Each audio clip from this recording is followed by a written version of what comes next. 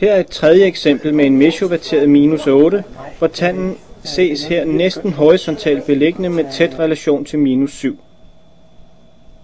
Efter vanlig snitføring og rutinering foretages knoglefjernelse svarende til tandens krone, således at kronen er fuldstændig synlig. Derefter foretages en deling af kronen.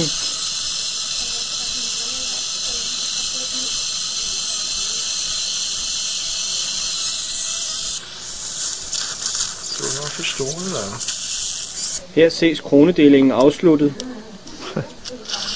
Og nu eleveres den øverste del af kronen ud efter lidt manipulation. Ja, den lille bid, der låser på det. Ja, det er låst. Den vil der. Det har fået den her mundving. Herefter er det muligt at løsne den underste del af kronen, som her ses under elevering. Er det okay? Ja. Så ja.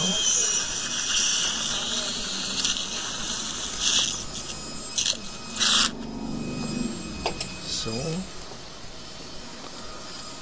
Hur känns det att vara filmstjärna? Går det bra? Herefter fjernes lidt tandsæk for at øge overblikket over den resterende roddel. Det er nu nødvendigt at fjerne lidt knogle svarende til rodkomplekset, da dette stadig ses fuldstændig knogledækket.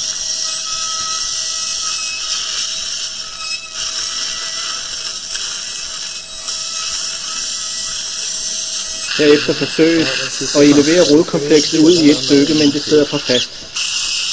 Derfor besluttes det at foretage yderligere deling af rodkomplekset i 2 dele, og her ses, at der først affrakturerer en mindre del af rodkomplekset, og derefter foretages en supplerende deling af det resterende rodkompleks.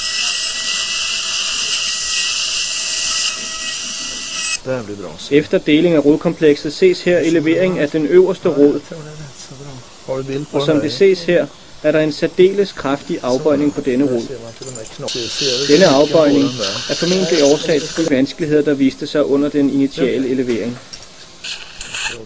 Herefter kan den underste del af rodkomplekset fjernes, og der foretages almindelig sovetoilette og suturering.